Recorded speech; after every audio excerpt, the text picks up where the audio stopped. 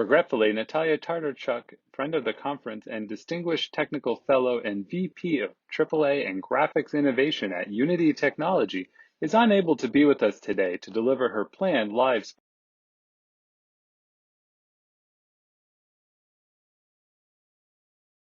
Regretfully, Natalia Tartarchuk, friend of the conference and Distinguished Technical Fellow and VP of AAA and Graphics Innovation at Unity Technology, is unable to be with us today to deliver her planned live sponsor talk.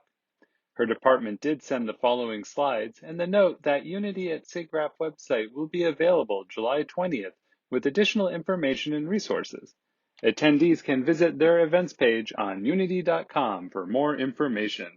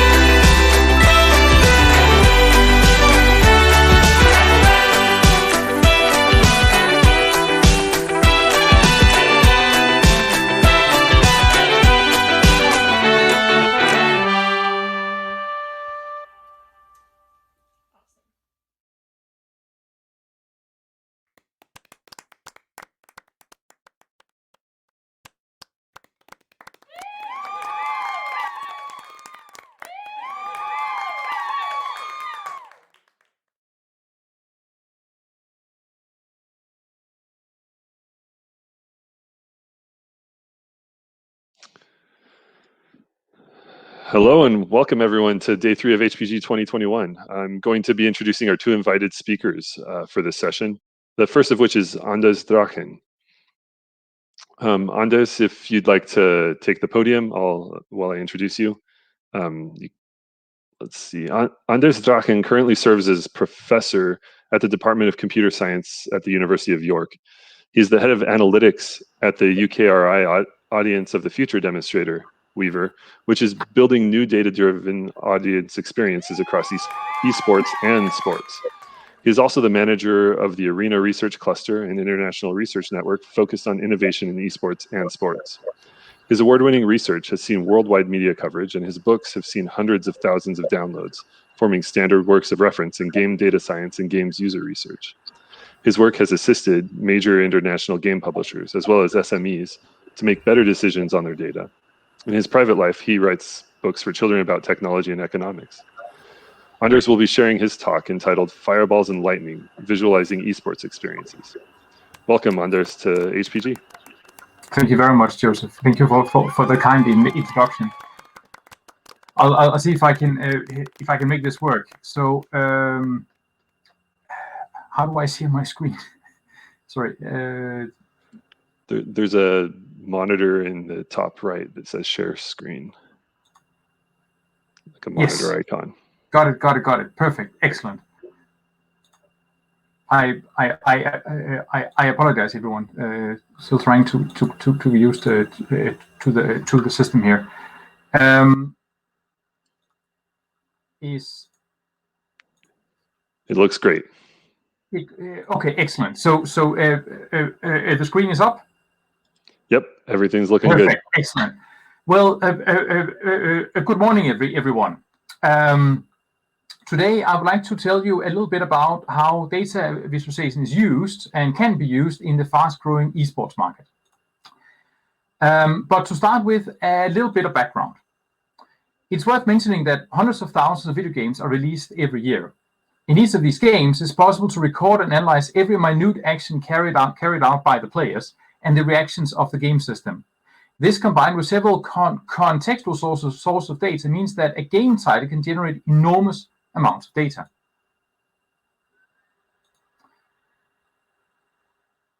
The industry that designs and develops these hundreds of thousands of games have grown immensely in the past decade. The global revenue in 2020 is in excess of 200 billion, and an estimated 2.6 billion people play digital games regularly.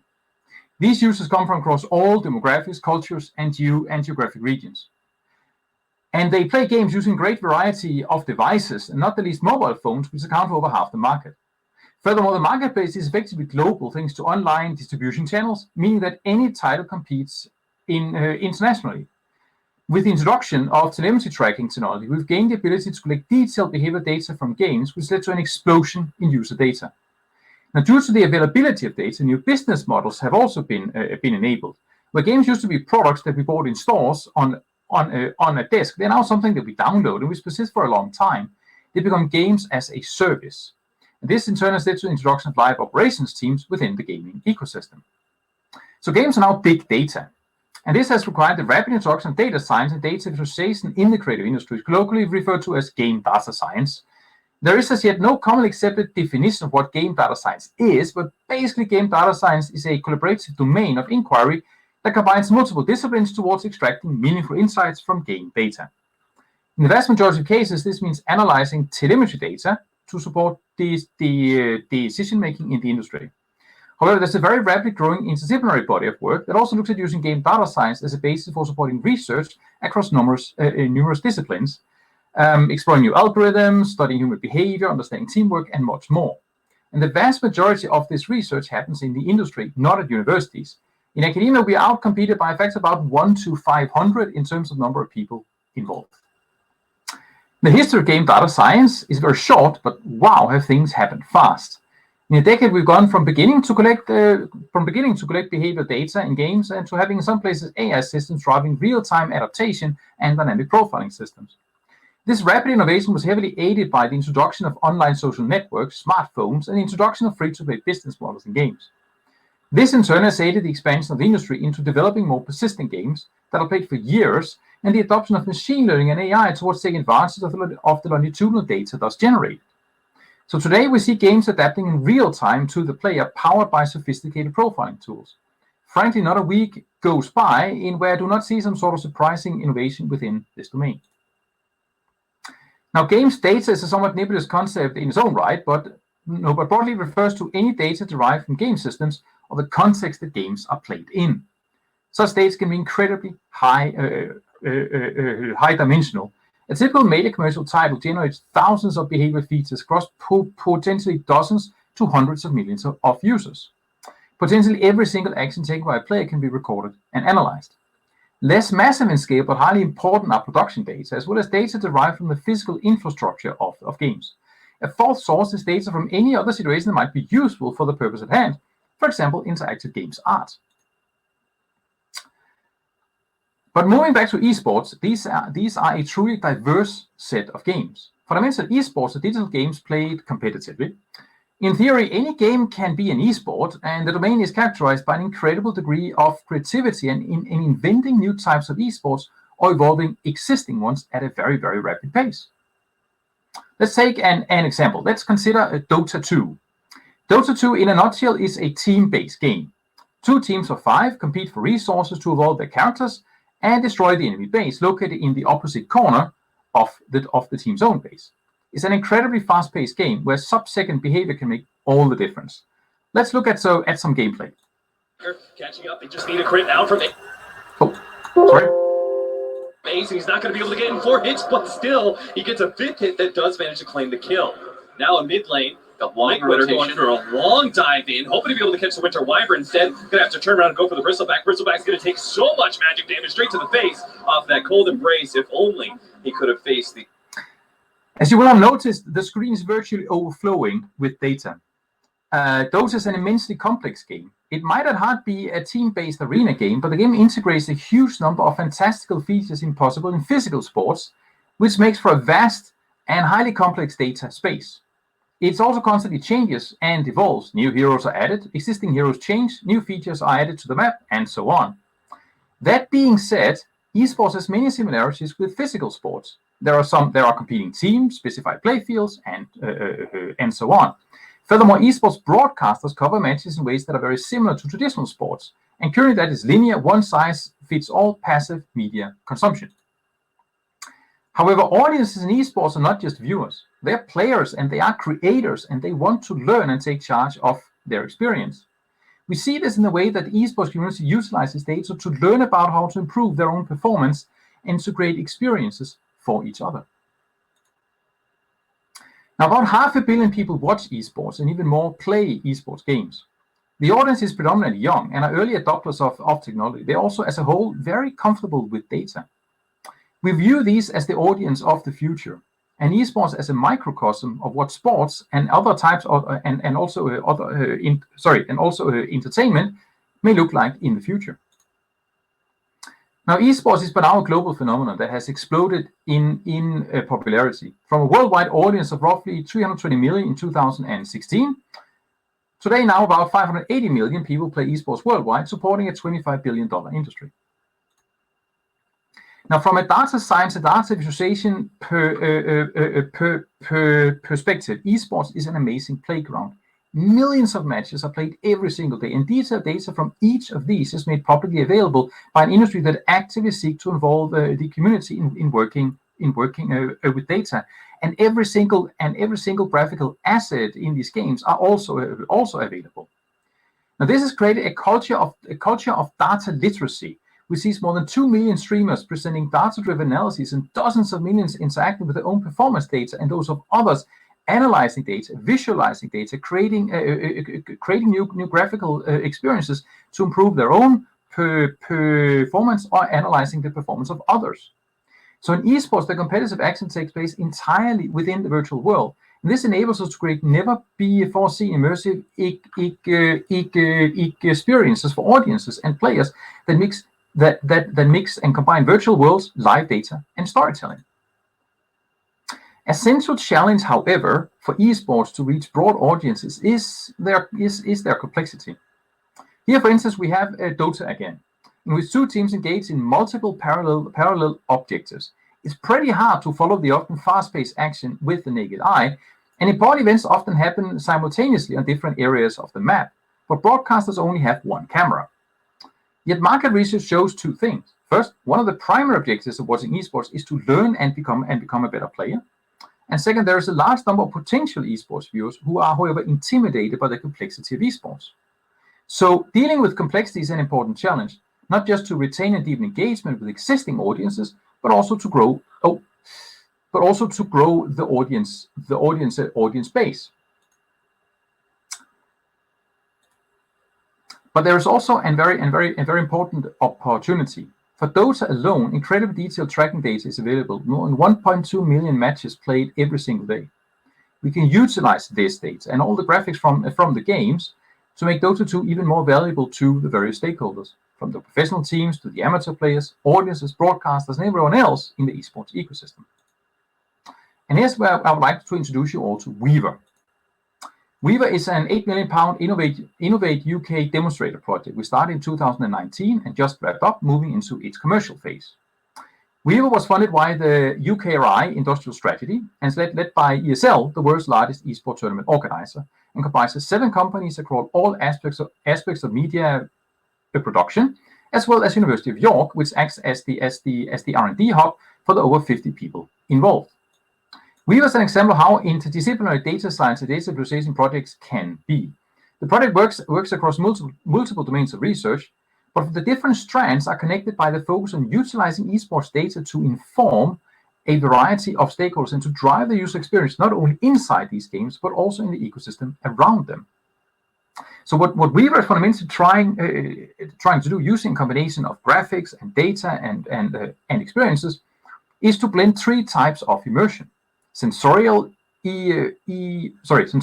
immersion via virtual reality and augmented reality, mobile phones, TVs, and secondary displays. Weaver is creating a cross-reality experience that travels with the user across the various touchpoints. Cognitive immersion via interactive live statistics, highlight recaps, interactive historical analyses, and predictions, all helping audiences to understand the complex strategies of professional players, and a bit further down the line, their own performances as well. Social immersion, which is featuring social sharing, co-creation, and other ways of integrating the consumption of content with the creation of content across the audience touchpoints. So across all of these levels of immersion, we're using a personalization to adapt to the interest and requirements of the specific user. In collaboration with industry partners, the team at the University of York has built a data backend which takes esports data, historical and live, processes these through a machine learning framework before packaging the results via a narrative engine. The narrative engine provides enhancements to the data stream, such as personalization services. And thanks to the framework provided by the Weaver research team, the commercial partners will then be able to tap into the narrative engine and use it to provide a number of data-driven, highly graphical experiences and tools over a short 1-year time frame. There are currently 8 separate graphical products that are developed thanks to the combination of game data science expertise at the University of York and the media and the graphical media and production expertise with our commercial partners. For example, the Virtual Studio is a complete Unreal power solution for studio production of esports and sports content. This is housed in the largest production company in the United Kingdom, Doc 10. In a nutshell, what Weaver has done is creating a data-driven experience engine that enables entirely new interactive and immersive ways for fans to experience esports, delivering unique value to viewers. Another way of putting it is to say that Weaver is building data-driven experiences around the esports games themselves. Let's take a quick look at some of these data-driven experiences. To begin with, this is how a typical esports viewer watches esports. It's a video stream. We have added a fully interactive layer that allows viewers to take charge of their experience, providing additional layers of information not visible to the naked eye. This is our mobile app here shown for Dota viewing. Notice the story icons that pop up on the game map, which when clicked lead to information about specific events in the game. Now these events are selected based on user preferences and behavior. And here we have a presentation of the virtual TV studio. Hello, welcome to ESL1. We are located in what we like to call our nerve centre, where we're going to be analysing, breaking down all the gameplay to a level you've never seen before.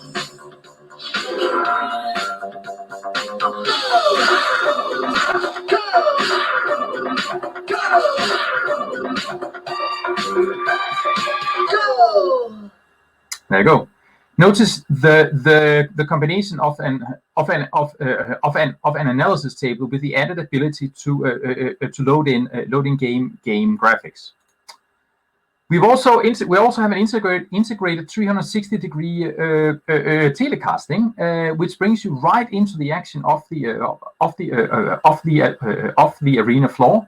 This allows audiences to get into areas and to view the action from locations that they wouldn't normally have access to, and this has been very heavily used during COVID.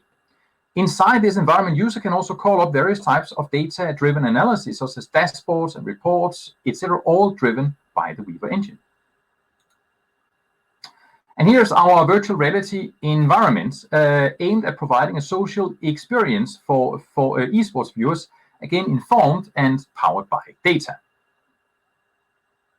And in this environment, we both have the viewing experience itself, and we have a lot of graphical assets from the game, which people can utilize to interact with.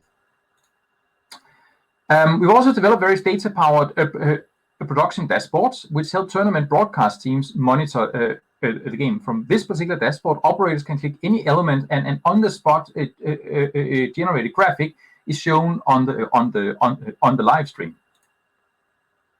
Another tool we use to help viewers is our real-time prediction models, which at a glance provides an interpretation about the state of a match. We found that this helps audiences quickly orient themselves in the same way that looking at the score in a football match will also do. Corresponding, when the prediction changes, this generates an exciting story moment, which audiences they engage with and often also share on social media. And here's another element of the production dashboard, where we're visualizing the different roles that players on each Dota 2 team have adopted during a match. Now, role is a particularly tricky concept in esports and refers to a combination of where on the map that a player operates and what they actually do in the game. For example, a player can be mainly positioned in the middle of the map and focused on preventing the enemy team from advancing in that area. Conversely, a player can also be focused on surprise assaulting the players of the other team. Understanding the role that a player has is crucial to evaluate the performance of the player. For someone focused on soaking up damage, having a low kill score is fine, for example, but for other roles, a low kill score indicates a bad performance. We've developed algorithms that in real time calculate the role of the players, as well as how they distribute their time across different roles. For each player, we have a second system that calculates a performance score based on the role of the player. Shifts in the performance score indicates when something dramatic has happened in a match and provides an alert for the broadcasting team and the commentators. This is a particularly nifty piece of storytelling, which takes an incredibly complex underlying datascape and summarizes it into a visualization and one number which is intuitively understandable. I also wanted to show you this one. During the Weaver project, we built a lot of machine learning models. One of the more interesting ones is focused on predicting when someone dies. As I mentioned earlier, esports, they're games where the action is fast. For Dota, some of the most essential events in the game is when a player's character dies. This not only makes for great action, but also means that for a short while, one team has substantially more power projected on the playing field, which can see shifts happening in the balance of the match. With this deep learning network, we wanted to try and predict the chance of someone dying. This was a massive undertaking with thousands of behavior features involved, but in the end, we managed to build a predictor which in real time could give us a 6-second warning with 190% accuracy. This is just enough time for a production team to shift the focus of the in-game camera and helps ensure that commentators always have the key action right in front of them. To summarize, we have with our esports work at the University of York focused on the task of taking the enormous amount of data in and around esports and use them as a basis for telling, engaging, and interactive stories in a graphical way to esports audiences and other stakeholders. Over 2 short years, we reached substantial audiences. We've integrated our various tools and made esports tournaments. And along the way, we've also driven research in data-driven storytelling. I think we also highlight the vast research opportunity that exists in relation to the graphical representation and data-driven experiences and experiences of data in esports. Sorry. Now, Weaver, as a collaborative project across academia and industry, highlights the potential of esports and games to be a playground for data visualization and graphics research. For example, exploring how to communicate complex data and results, how to engage users in interacting with data. Similar, how to use machine learning and AI to adapt data-driven content to the individual or the viewer. Another particular area of interest is 5G networks and the opportunity space that this brings in terms of additional processing capacity nearer to the client. 5G gives us the opportunity to build much more adaptive, individualized experiences, which are driven by not only in-game data, but also locational data from client devices and contextual information. On a final note, at the University of York, we built a collaborative cross-disciplinary platform for data science and data visualization work called the Arena Research Cluster, which has become the foundation for an international research network focused on esports. And we welcome everyone to reach out and become part of this community. Thank you for your interest.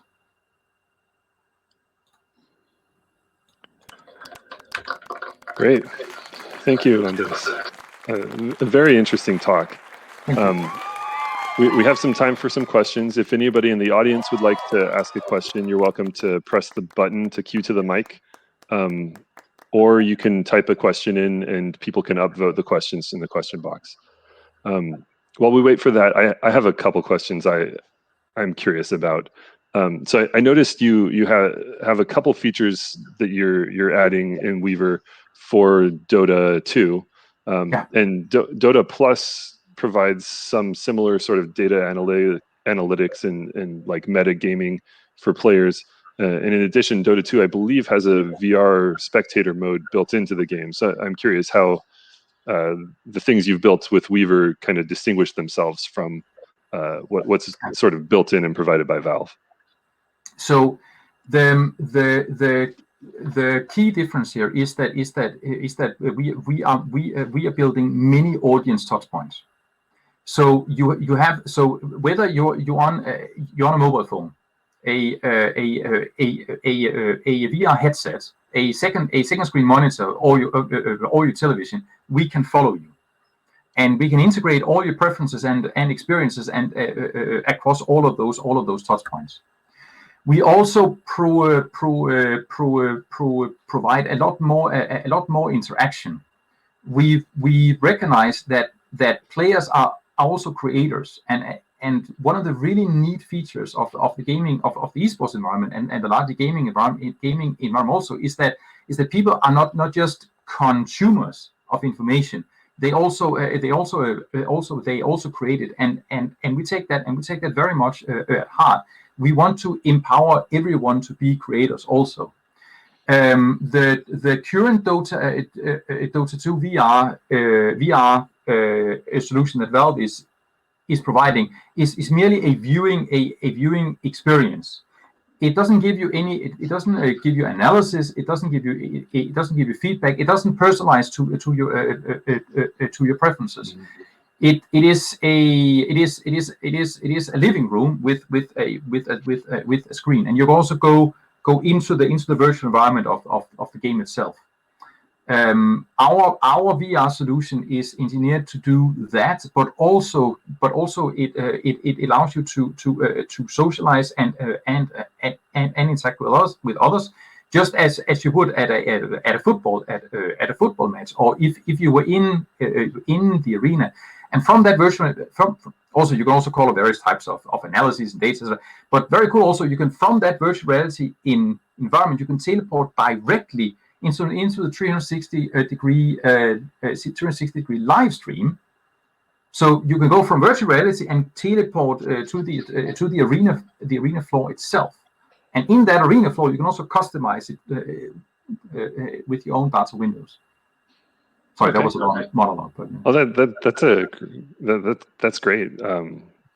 Sounds like you do have some good distinguishing features there. I believe so. Yeah. Yeah, you mentioned that in your talk and just now that the players are also content creators. It sort of reminds me of Alex Evans' talk earlier, where he would really tried to motivate building graphical systems for artists, right? And it sounds like here you're talking about data analytics systems for creators and kind of democratizing this type of creation. Do you have any advice for how researchers could focus on serving these type of everyday artists and creators in esports in particular? Yeah, well, I'd say for esports, there are sort of there are many important aspects, but the first step is really realizing that we are not just talking about audiences and viewers. We're talking about players and creators also. The relationship with the sport is different than or at least somewhat different than in many other contexts. What everyone needs is tools to create experiences for others, or to analyze data and graphics for themselves and their friends. And depending on whether we're talking about an individual person or a small team of amateurs, or all the way up to a larger production studio, they will need different things. But it all comes down to data and streams and so forth. Right? So we are trying to build flexible tools that facilitate all these different constellations. And I think it's also crucial that we recognize the sheer variety of ways in which content creators operate. Great, thanks. That's a great answer. There's a couple of questions from the audience. Yeah. I'll start with the easy one. Is Weaver specifically tailored for Dota, or does it support other games as well? So all the technology that we have built to begin with is focused around Dota as a use case, but obviously it's game agnostic, and we are already working on other titles, including Counter-Strike Go. And, cool. and our whole tech stack is specifically built to be flexible. Great. A lot of Valve games there. Another good question from the audience: is this used by game developers to balance and develop new heroes or items in the game? Not actively. Then it could be. But the use case is slightly different. So we are more focused on audiences and broadcasters and tournament organizers and the players, rather than the development companies. But in principle, yes, all of these analysis tools could be used for balance testing and so forth. Okay, cool. I imagine you wouldn't be able to tell us if any game developers have approached you and you haven't yet entered into agreements with them. There was a kind of follow-up here. How do you, I'm going to reinterpret the question a little. How do you protect the feedback and data being driven by new players that may make like kind of naive or simple mistakes? To keep the data analytics to be useful and for those who are more advanced and more experienced in the game? So there are many different contexts that question could be applied in. But let's say that we were focusing on providing analysis and information back to the players. So let's imagine, purely speculative, let's imagine a situation where you give Weaver access to your game files, and we crunch them for you, and we provide analysis.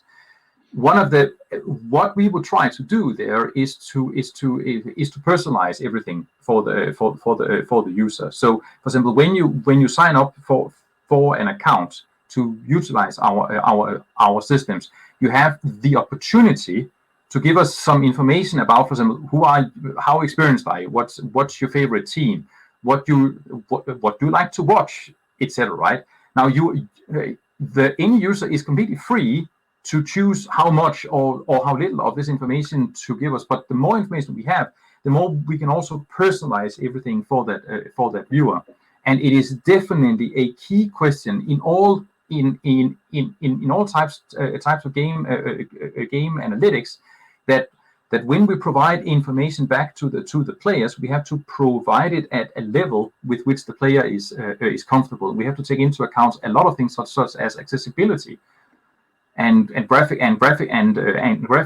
graphical density, especially in computer games, of which esports form part, because they can be insanely complicated, and the needs of a beginning player will be different from the needs of a professional team. Yeah. We may have time for one more question from the audience, but I'm going to ask one more of my own. So you mentioned you have an algorithm that determines character roles dynamically. In games like Dota, roles can sometimes be kind of predetermined just by the hero that they pick. I wonder, do you know how often your algorithm deviates from this naive, just single role per character picker? So first of all, our algorithm is published, so it's freely available.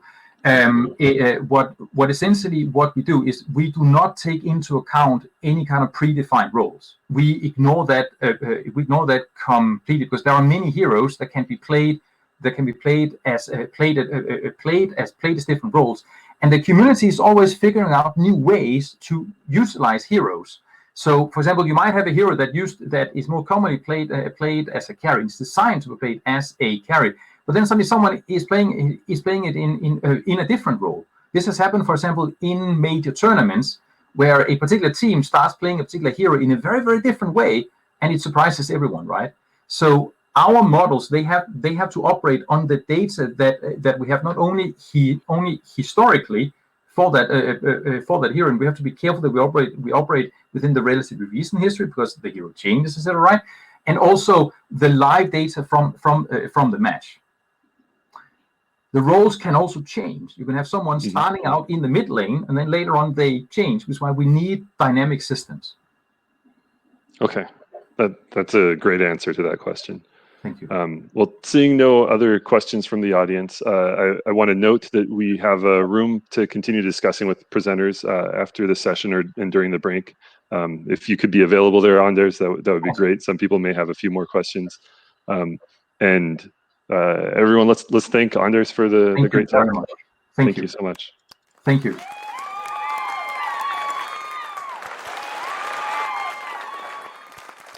All right. I think if you click on your face, it might make you sit down. Will do. Thank you again. And HPG will resume after the break.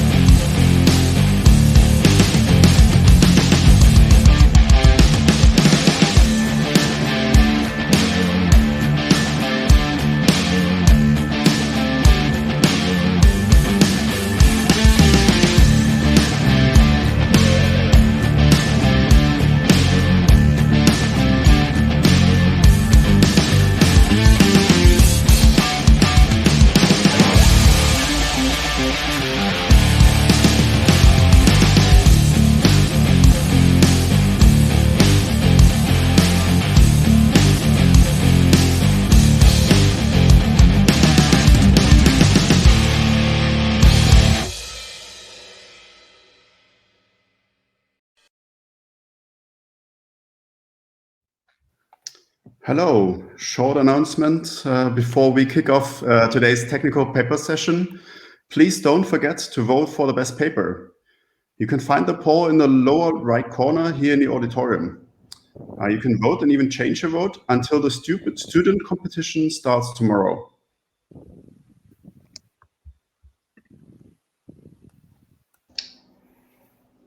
Thanks.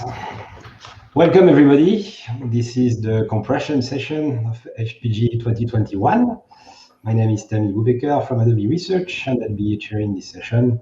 We have 3 papers for this session, and let's start right away with the first one, entitled Vertex-Blend Attribute Compression. The authors are Bastian, Kuth and Quirin, Meyer, and I believe Quirin is giving the talk. So, hi everybody. Hope everyone can hear me. Is that correct, Tammy? All right. Okay, perfect. All right. So, thanks for the introduction. So, I hope you guys see my screen, because I don't. All right. Let's see if this works. Okay, seems to work. All right. So obviously I'm going to talk about Vertex-Blend attribute compression, as the title suggests, and this is joint work with my student Bastian Kuth.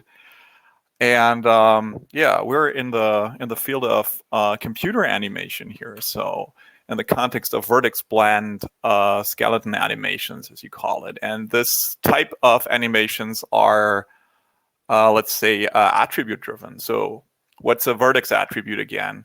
So most popular attribute is probably the position. There's also normal vectors and tangent vectors, bitangents. There's color values, various texture coordinate sets, and there are these Vertex-Blend attributes that we're going to focus on today.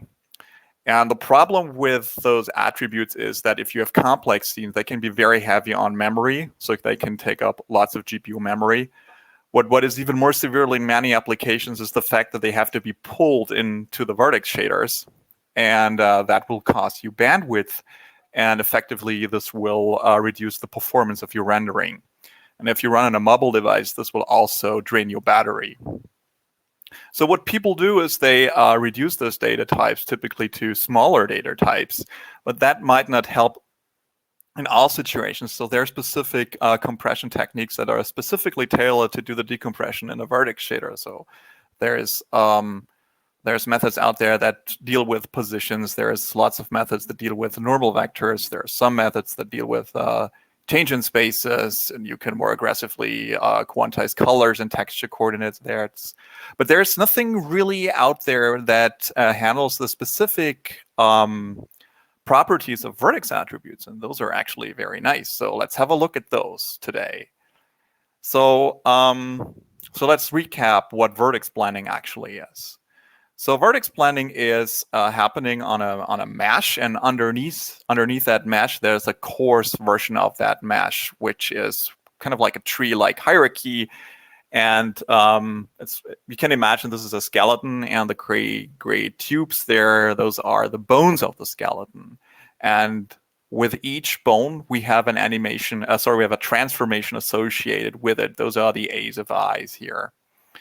And in the early days of skeleton-based animations, those were affine matrices, but eventually people settled with dual quaternions. So how does this work? So you put those transformations into GPU memory. They typically fit in a specific part of GPU memory called constant or uniform buffers. And what happens is that you pick one index for each vertex, and then you choose one of those transformations, right? But you don't take the full transformation, and instead you weight it by W1, by that factor. And then you pick for the same vertex a second transformation and weight that by a second factor, and you do the same thing with the remaining 2 factors. And then you blend those transformations together, hence the name vertex blending, and you get your transformation A, with which you transform your rest pose P to get your animated pose P prime. And this formula is very simple to implement in a vertex shader, and therefore this method is pretty popular in real-time applications to solve all kinds of animation problems. But this type of data, it takes memory, and let's have a look at what memory it actually consumes. So if we look at the weights, those are obviously real valued numbers, though in computer science we typically approximate those with floating point numbers. And if we already care much about memory, we will probably go for half precision 16-bit. So those 4 weights will add up to 64 bits of your per vertex budget. Then we have those indices here, the red guys here, and those are zero-based integers. And the test meshes that we have observed were having bones ranging up to 256 bones that will perfectly go in a byte for a single index. So 4 of those will make 32 bits per vertex. So in total, we're having 96 bits per vertex. And to put this into perspective, if we have a position and a normal vector set coming with our Vertex-Blend attributes, and let's say we quantize them also with half precision, that will just amount for the same. This will amount for also 96 bits as well. So you can see that Vertex-Blend attributes can become quite hefty in your vertex buffer. So let's compress them. So those are 2 different types of attributes. Let's start out with the indices. And if we look at the vertex buffer of an index and we carefully look at a particular model, we see that this vertex maybe here uses 4 specific indices to transformations, 1, 9, 8, and 0. But it's really not a big surprise that the neighboring vertex will use just about the same, or in that case, exactly the same transformations. And this is true for an entire patch of vertices. And this is not just a single patch on a mesh. There are multiple of those patches that will actually use the very same transformations over and over again. So what we can do is, and this is not really a huge trick, but well, it's just doable. We put those common tuples in a lookup table that we call tuple index table, and we give each unique tuple a new index, 0, 1, and 2 here for the red, blue, and green tuples respectively. Instead of referencing now 4 specific transformations, we just reference a single index into that tuple lookup table. And that is a very simple technique, but it's very effective. And it's also very fast. It runs perfectly on a GPU and a vertex shader. So for this Archer model here, we can reduce the vertex buffer from 32 bits down to 9 bits per vertex. And we need that lookup table that we can keep in constant memory, a uniform memory. And when we split the size of the lookup table across the number of vertices, we need 0.9 bits per vertex.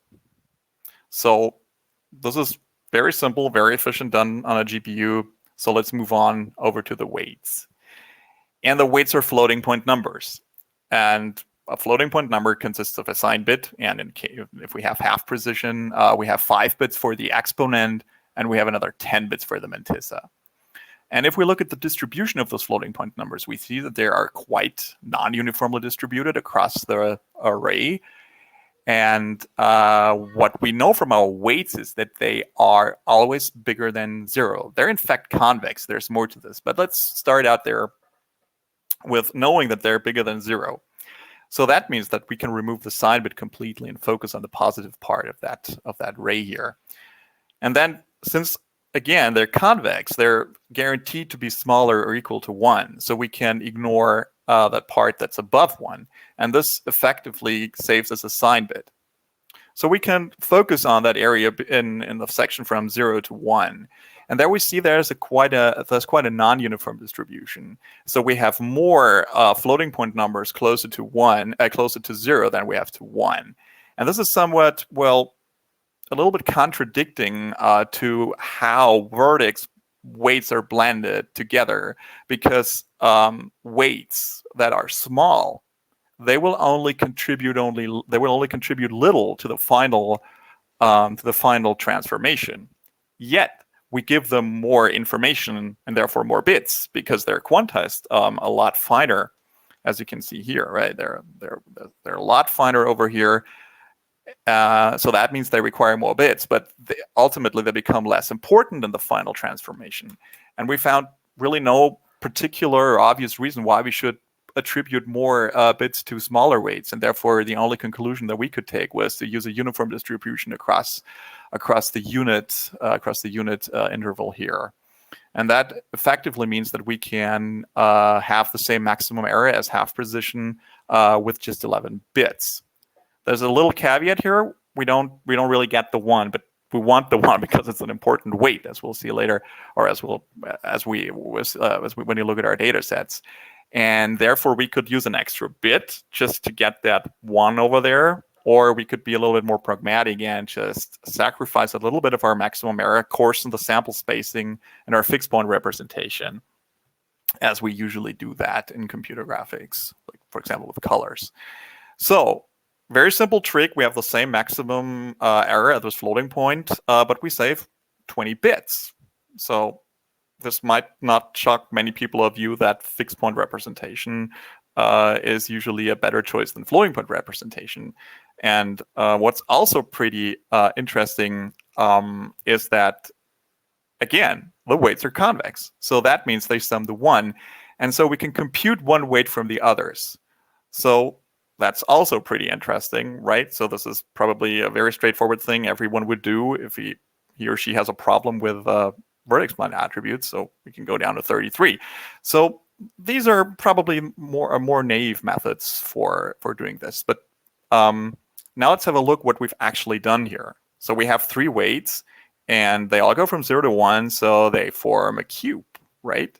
We have the weights W2, W3, and W4, and every of those weights goes from 0 to 1, so they form a cube, right?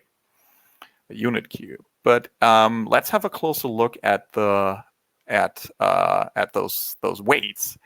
And what we can see is within a vertex, the order of the weights is not really important. We can sort them any way we want, actually, as long as we keep it consistent with the indices.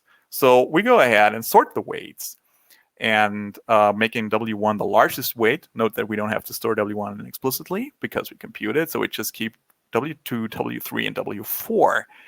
And they adhere to these inequalities up here. And that, if you paid attention in math classes, that will actually, you can transform this into some sort of conditions, intersection of half spaces, and that will be a simplex. And that simplex here, and a machine can actually evaluate that equations for you, by the way, that will form in 3D space a tetrahedron. And note how small the tetrahedron is. The tetrahedron is significantly smaller than the cube. And that means that we will need less memory to represent values within that tetrahedron as opposed to the unit cube. So there's a lot of compression potential here. So our task is to efficiently sample that simplex here. And if we do the math right, we can also immediately observe that there are upper bounds for the weights now that we have sorted them. So for example, W2 is smaller than a half, W3 is smaller than a third, and W4 is smaller than a fourth. And I think you can do the math what W5 could probably be bounded by. So let's have a look how we can sample this. And to make things simpler, let's go to the 2D space. And one obvious way of doing this is to use an AABB, an axis-aligned bounding box around that simplex. And we choose the side length to be a power of 2 so that we can have a power of 2 samples in each axis. And we do that because we want to, of course, use cheap shift operations and bit manipulation operations that go very well in our shader. So power 2 seems to be a good choice.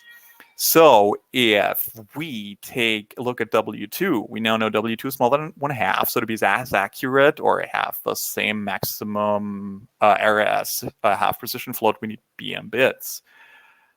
For W3, the thing is a little bit unfortunate because W3 is smaller than a third, and the next power of 2 we have to round up to is 1/2. So we don't save a bit here. But if we would go into 3D space, W4 would be smaller than a fourth. So in that case, we would save 1 bit for this component. And we call this the pot representation, the power of 2 representation. And if we do the math and count how many bits we now need, turns out that we need 29 bits. So obviously might think, well, there's a lot of potential here to get additional saving by making that bounding box a little bit tighter. And we tried that out, and we observed, okay, there's many valid samples. Those are the samples that actually will map to weights that we can use.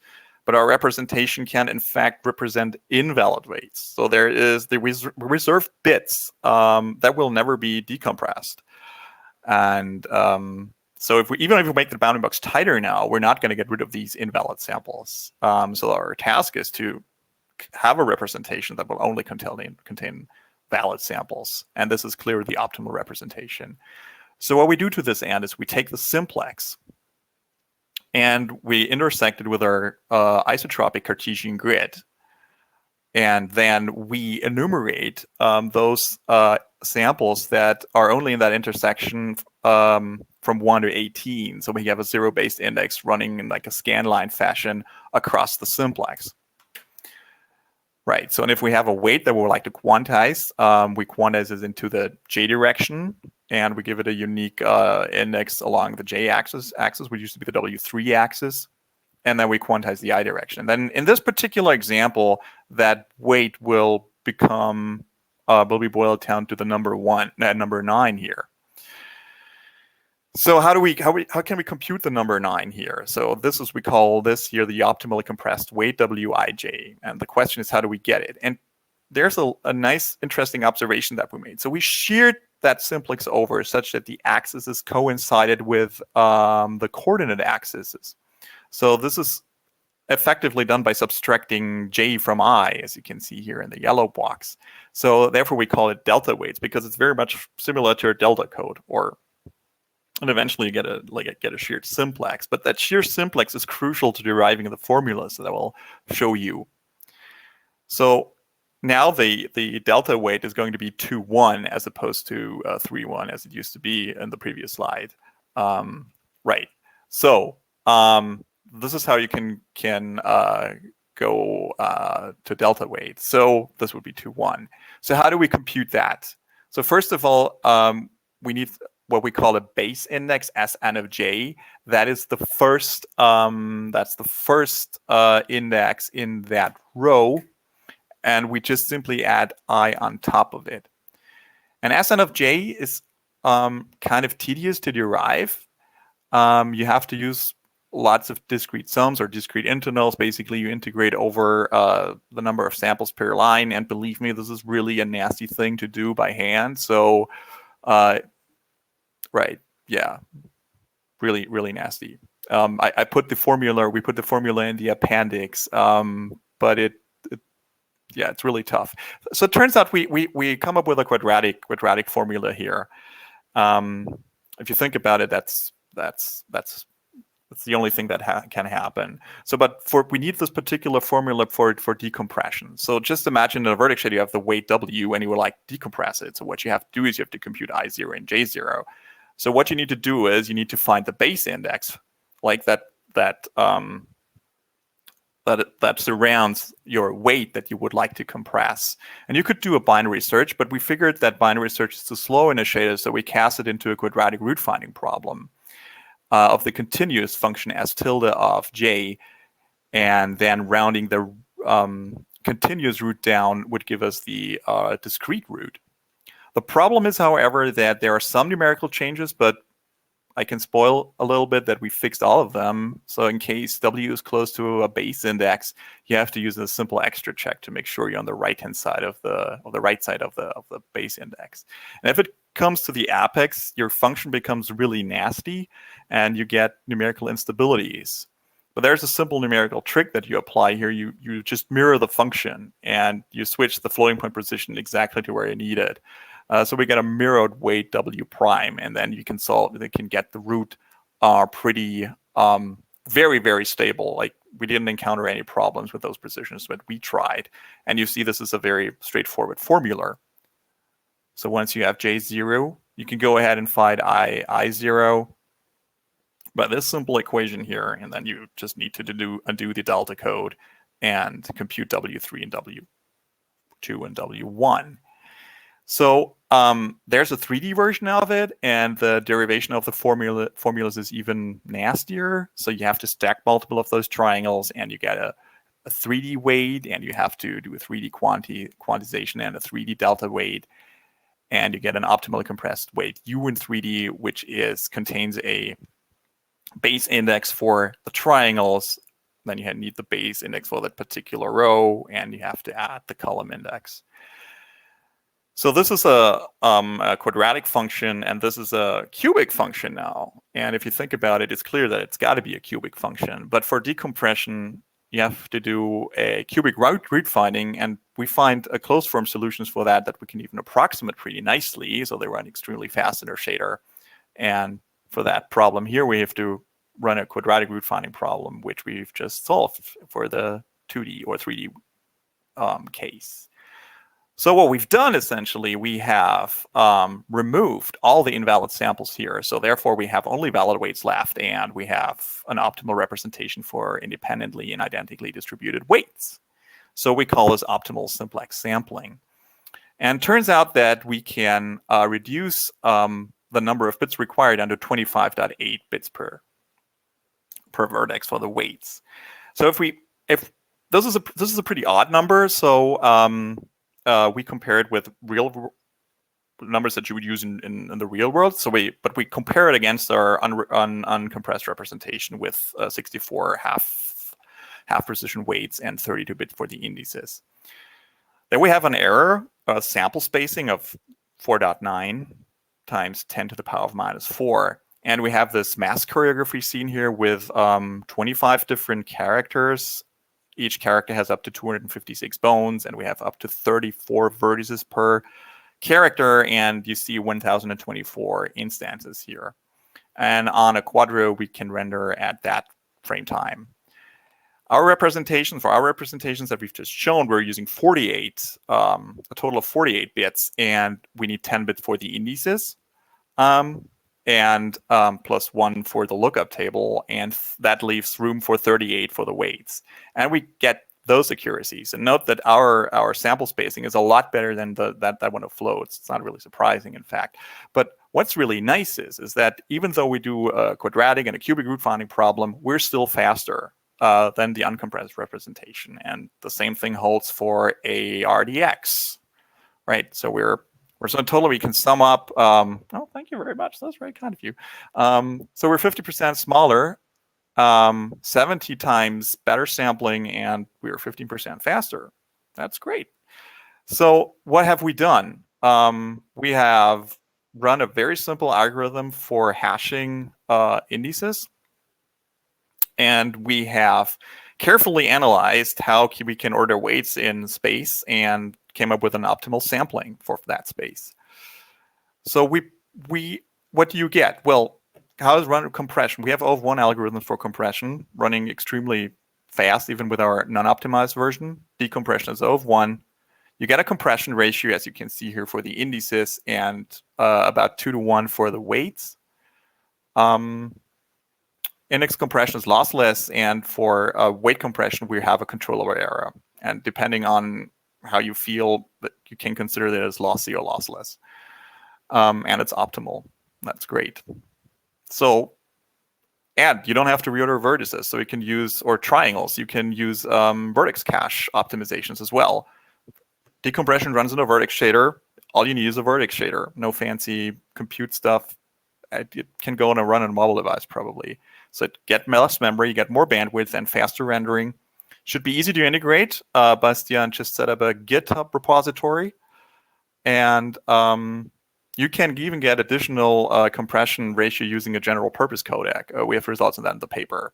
So in the future, we would like to support more weights. That's probably a tough one. And we're looking into meshlets because that could be a really great benefit for the compression. So I'm now ready to take questions.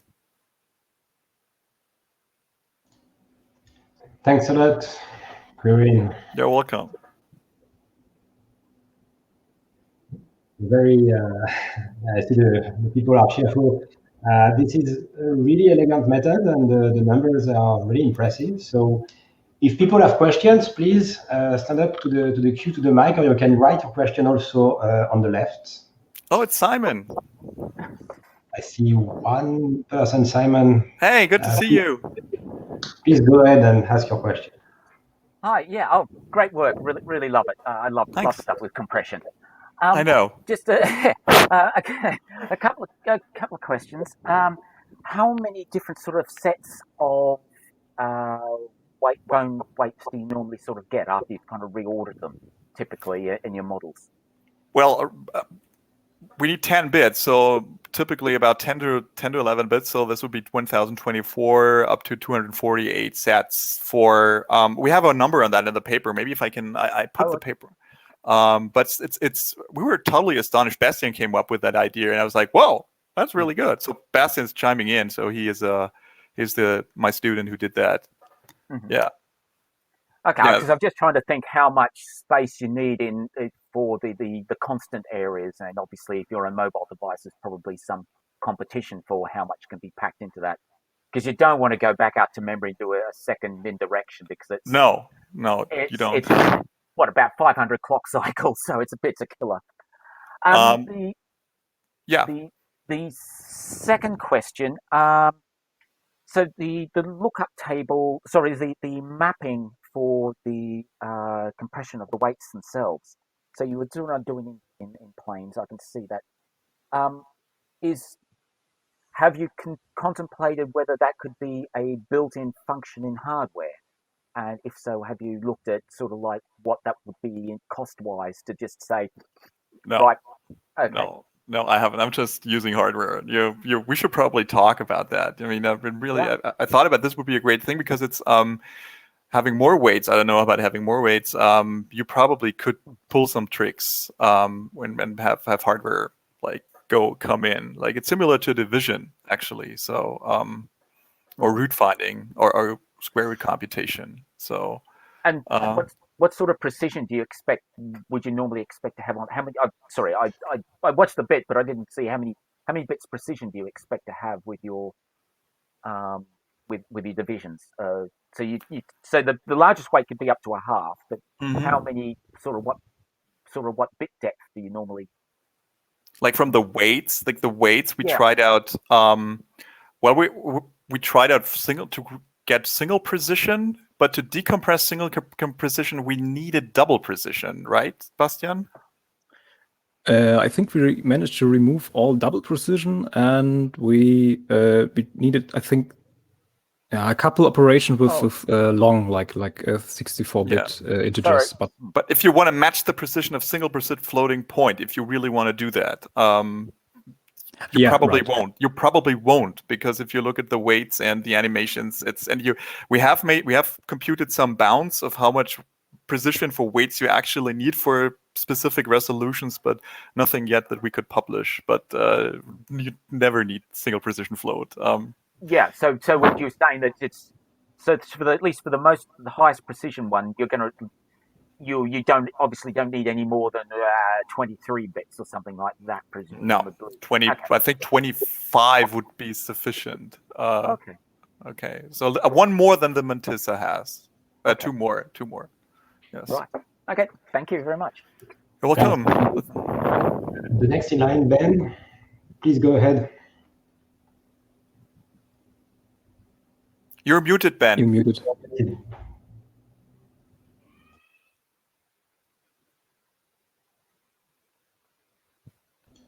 See, is that better? Yeah, a lot. My apologies. Wrong mic. So whenever optimal coding comes up, my information theorist gets triggered, and I had to ask, did you look at entropy in those buffers to see what the theoretical bound is for your coding efficiency? So do you have any guesses at where sort of the line here is where you can't do any better on compressing? I mean, usually element-wise compression is great for computers, but not great for like the sort of Shannon bound on how well you can compress a data stream. What we have done, we are pragmatic people. So we're optimal for an independent and identically distributed. So we just don't look to the neighbor, but we used a gzip kind of algorithm and see how that compresses. And we have practical results on that, but we haven't made any entropy analysis on, what's the probability if that weight is this one, what's going to be the neighboring weight or something. Is that what you're asking for, right?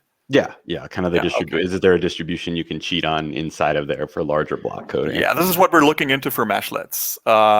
This is where it becomes interesting. But for a vertex shader, you cannot exploit this, so we didn't look at it. But it's there are distributions. There are clearly distributions. Bastian has looked at that, and yay, you can exploit.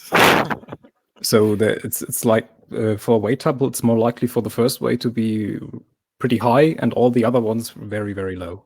So that's like one thing you might be able to exploit in the future. But we can't really, for our test measures we could see that, but we can't tell if in general case. Yeah. Thank you. Thanks a lot, Quirin and Bastian. We need to move to the next paper. Congrats again, great paper. Thank you. So the next paper is entitled Directed Acyclic Graph Encoding for Compressed Shadow Maps. The authors are Leonardo Scandolo and Elmar Eisman. And this is, I believe, Leonardo who's giving the talk. Hi, hello. I hope you can all hear me. And let me share my screen.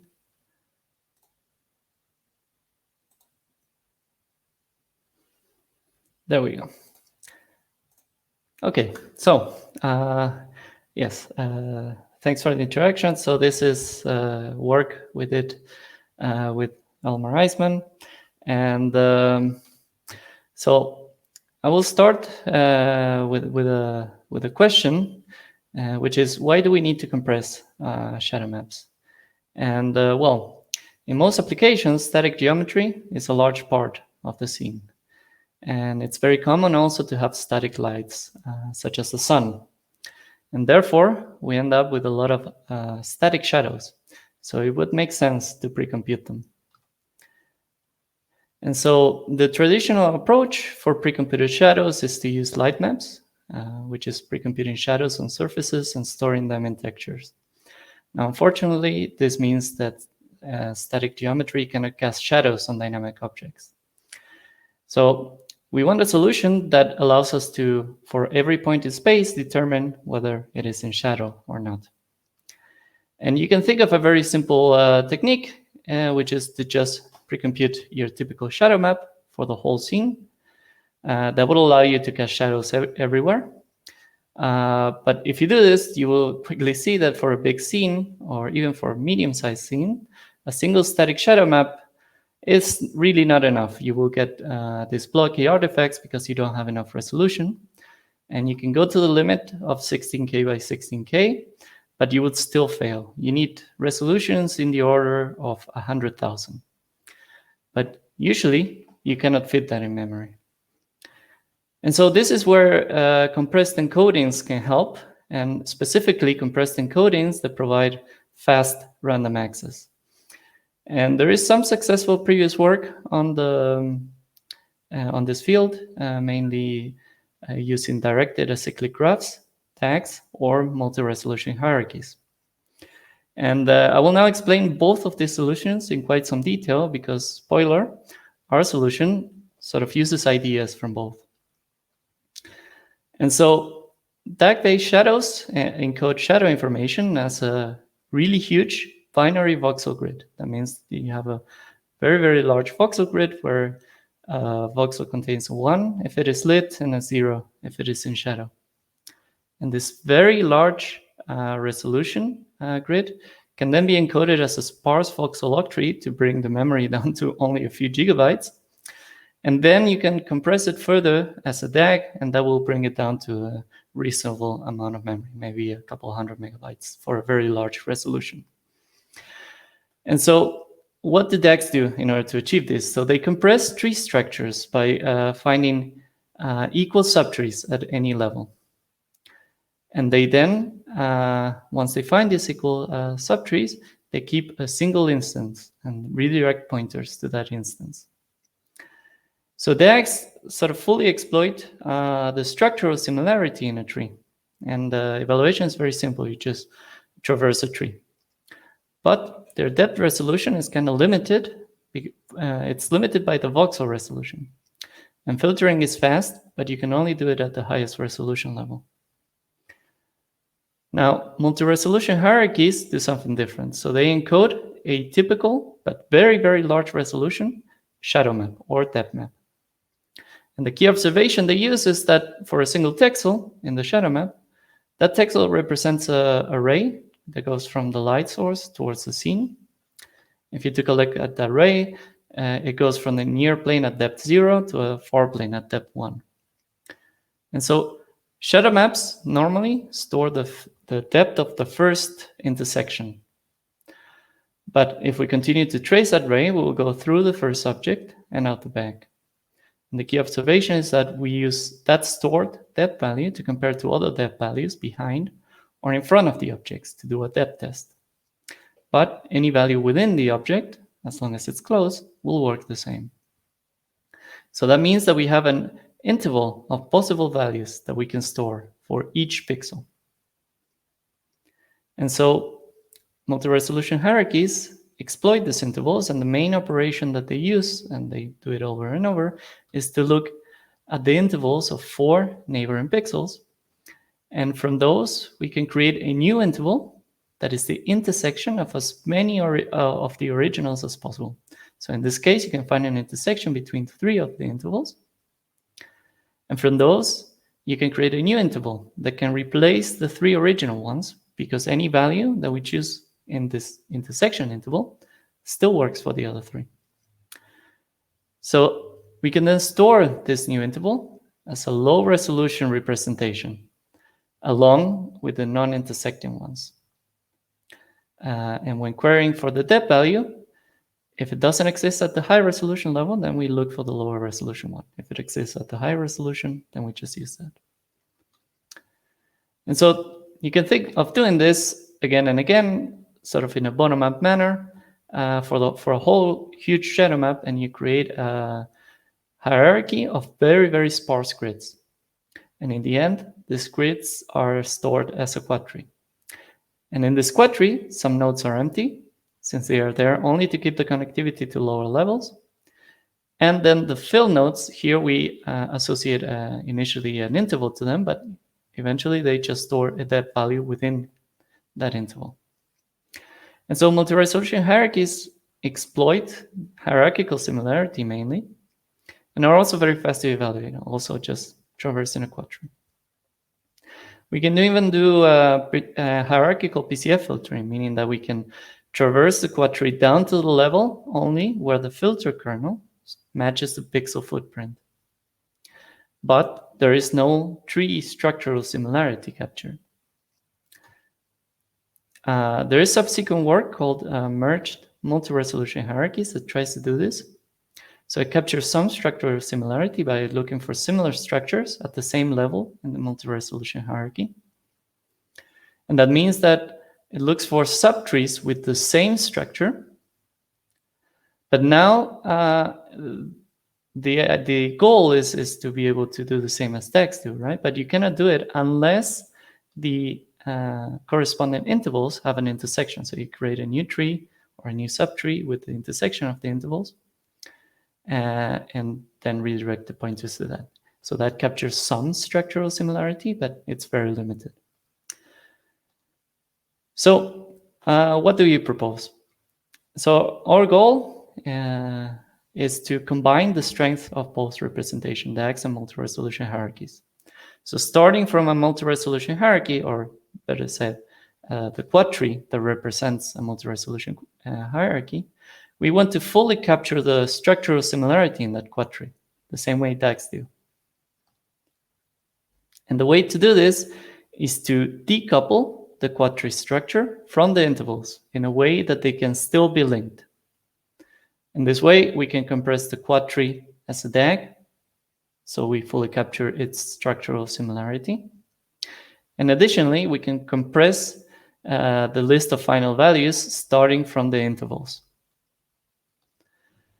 And we base our solution on previous work that compresses attribute voxel grids using DAGs, where each voxel contains a color and possibly a normal. And so in our case, we want to store a depth value for each node. And for now, we'll show you still the intervals, but the that will allow us eventually to compress, but in the end, we only care about having a depth value. And so to retain similarity compression, as I said, the tree structure and the values must be encoded separately. So we take the tree structure, the quad tree structure, and we store it alone without any values. And then we store the list of values separately. So here I'm showing you only the list of intervals initially. And the first thing that we will do is to order the values or the intervals according to a depth first traversal of the tree. And why do we do this? Okay, let me show you with an example. Let's say that we want to obtain the value for the highlighted node there, right? So that means that we need to traverse the quad tree, right? And if we traverse the quad tree and can reconstruct that value index 9, then we can use that to simply query our value list, and then we're done. Now, to link both structures, I said we need a little bit of extra information, so that what we will do is to add to the quad tree, to every node, the count of nodes in the subtree that spans from that particular node. And so why do we use this? Because once we traverse this quad tree, starting from the root node, let me show you. In the first step, we will go right to reach our desired node. And so we skip all the nodes in the left, right? And we can keep track of this, right? So we will skip 5 nodes on the left plus the parent node, so that's 6 nodes. And then we will go right again, and so we skip 1 node on the left, and we have already that information in the quad tree, plus the node we come from, so that's 2 more nodes. And then in the last step, we go left, so we don't skip any nodes, and we only skip the node that we come from. So that's, if you add all of that together, we end up with the index 9. So that's exactly the index we wanted. So with this information, we can reconstruct the value index. Now, of course, I said that we wanted to have a quad tree without any values, but now we have added the subtree count, right? So we're back at the beginning. But not really, because if you look at 2 subtrees in a full DAG, right? And the subtrees have the same structure, have the same shape. Since the subtree counts are local, so they will have the same counts, right? So they are exactly equal. And that means that we can just delete one, right? And redirect the pointer. So we can capture the full structural similarity of the quad tree in this way, the same way that binary DAGs do. And so in general, our solution differs from typical attribute DAGs in 3 important ways. First of all, our structure has empty nodes, so that require us to keep track of in the structure and during traversal. Second, we replace small subtrees with binary trillets to further compress the structure. And third, we propose a specialized encoding for the depth values that exploits this interval list similarity. And so I will explain the trillet compression and the depth encoding now in a little bit more detail. So if you have a small subtree, such as this, right? So this is the typical representation that we use, right? Where we have nodes that are linked by pointers. So this small tree represents this 8x8 grid, right? And it does so as a hierarchy of very sparse grids. Now, the normal encoding that you see there would use 32 bytes for this small tree. And most memory is used in storing pointers. You get back a little bit from this memory because you can sort of reuse parts of the tree if you find it somewhere else. But in general, you're wasting a lot of memory storing pointers. Now, of course, we can use a binary representation for these grids instead of this node representation, so a dense binary representation. And this representation can be more compact because no pointers are stored. Now, this works well for smaller subtrees, and in this case, we can get it down to only 12 bytes. But since the binary representation is not really sparse, right, and cannot capture this self-similarity, it fails for larger subtree sizes. So we use this sort of binary encoding only for the smaller subtrees in the whole DAG.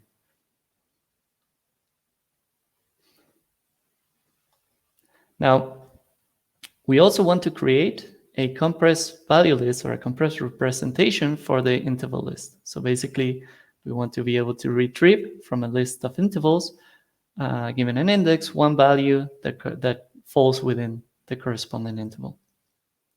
And so the first thing that we will do is that we will start by splitting the list into chunks that we will compress individually. And within each chunk, we will first find a single representative value that satisfies as many of the intervals as possible, which we can store along with a bitmap, saying which ones are satisfied.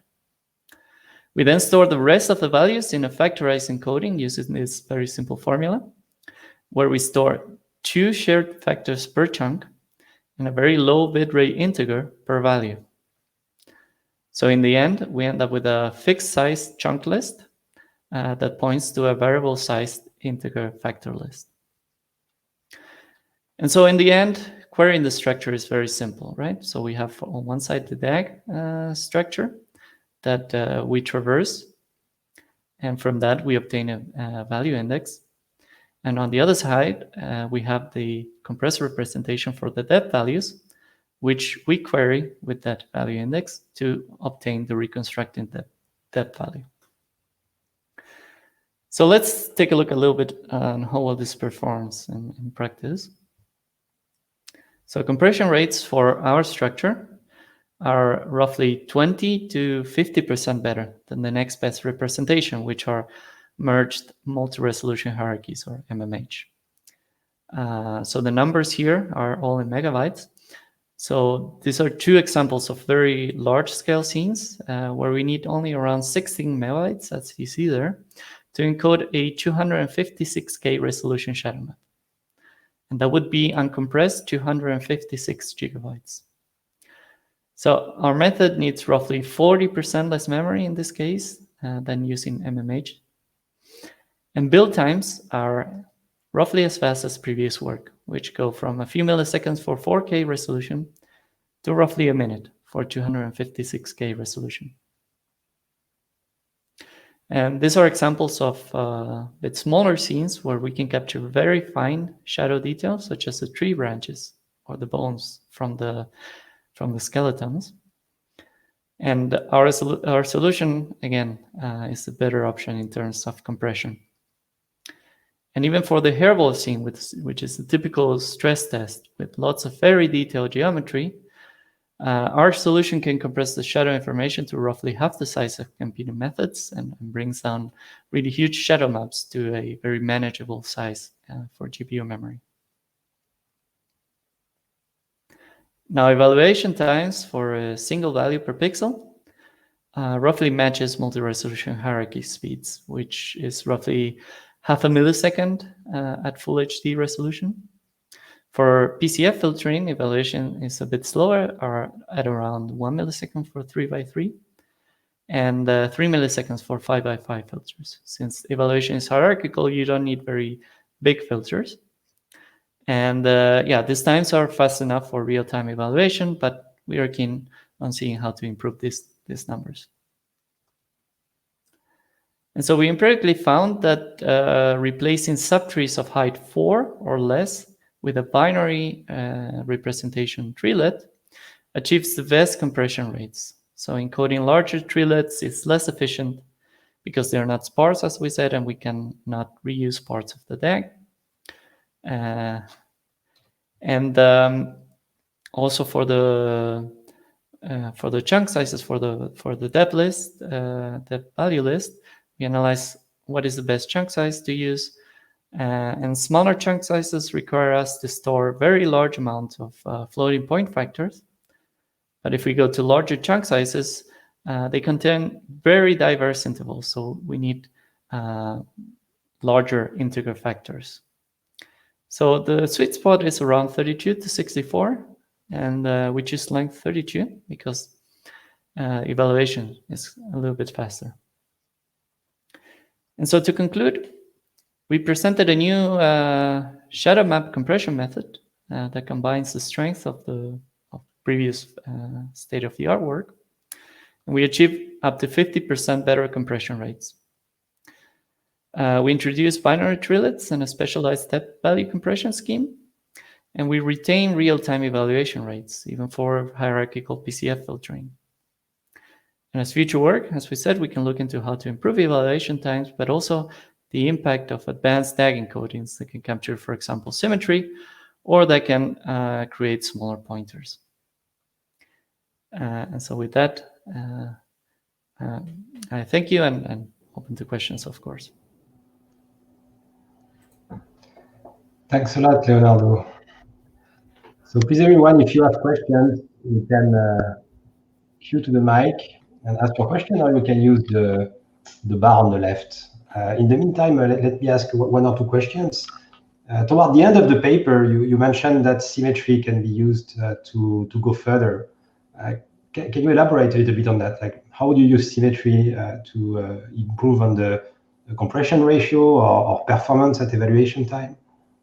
Yes, so this is actually work done by, I believe, people from Zaragoza University, but I could be wrong. So published already a few years ago. And the idea is that you add extra information in each node that allows you to sort of reconfigure the sort of, if you have, for example, a quad tree, right, you can have sort of a canonical representation of for example, a quad tree that has, or a node that has 3 children. And then you have just a few bits that tell you how to sort of rotate or do a symmetrical transformation. And with that transformation, now you can point to a structure that is already in the tree, right? And so instead of saving a new subtree that is just a transformation of one that is already existing in the tree, then you just store a small transformation information in a few bits, and then you point to the already existing part of the tree. So you can save in that way quite a bit of memory. Okay, thanks. We have a question from Simon. Simon, please. Yeah, sorry. Yeah, it's a really interesting talk. I've just quick question. So the shadows you're casting, I can imagine with a scene like the Citadel, if you were doing a parallel light projection, that you would get a lot of repeats of the same sort of patterns. But if it was a perspective, do you still get that sort of like behavior? Because I'd imagine things would change all the time. Or is it sufficiently similar? Yeah. So we have an implement. I mean a point source light, not a perspective. I mean point source light rather than a. Yeah. But I understand what you mean. But we have tried it in both cases, right? Both with point light sources and the main let's say the main gain from this algorithm is depth intervals, right? So maybe sort of the first intersection is not at the same depth, right? But it's hitting an object that is closed, right? And so the intervals, right, that it hits, they have some intersection, right? And if there is some intersection, then you can capture that sort of similarity. And that is what you capture sort of hierarchically, right? So you store one single intersection, right? Or sorry, one single interval that is the intersection of the original ones at high resolution. And so even though you had a lot of different structures, you can still capture the this similarity that arises from the intervals. That is from the point of view of the intervals themselves, and on the point of view of the structure, right? So a lot of the let's say if you have something like the Citadel, you have this very geometric shapes, right? So that means you have very similar, you will have very similar sort of oblique edges everywhere, right? And wherever there's two that have very similar sort of orientation, then you will find probably two parts of the tree that sort of have the same structure, and that you can reuse in order to obtain sort of more compression. Okay. So in the end, even no matter if you have something like point light source or something like the sun, then you usually obtain very good compression rates. Okay. Presumably, you don't want models with very, very thin walls in their scene. Yes, exactly. So that's one of the limitations of the work, which is if you have very thin objects or, for example, one-sided objects, then yeah, the compression rates will go down a little bit. And sorry, one other question. No one else seems to be queuing. So, given that presumably you've got to do multiple lookups, how much does the latency of going back out to memory to do a second lookup, if say it hasn't, well, even if there wasn't a cache, that probably still has to hide that latency somehow. How much does that impact your performance? And would you be better off with a very large, predictable tree at the very top? Yeah. So I did mention it in the talk, but we do use sort of let's say we create these very large trees, right, which have sort of like 20, 24 or 21 levels, right? But what we do is that we cache sort of the up to the 10th level, which is a relatively small full tree, right, that you can cache, and you can just store the pointers to sort of start the traversal already jump started to sort of the 10th level or the 8th level or something like this. So there's a lot of very small optimizations that you can do. As you said, you can use a cache. We haven't looked into, for example, when you have a warp, right, sort of creating a cache sort of in shared memory. That we haven't looked at, but it's something that can be done to sort of, because we assume that neighboring pixels will look for very similar values. So if you're doing a filter lookup, then you can probably have a lot of cache hits in that way. Okay, thank you very much. It's a good talk. Thank you. Thanks, Simon. Do we have other questions? If not, then let's thank Leonardo again. Thanks a lot, Leonardo. Thank you.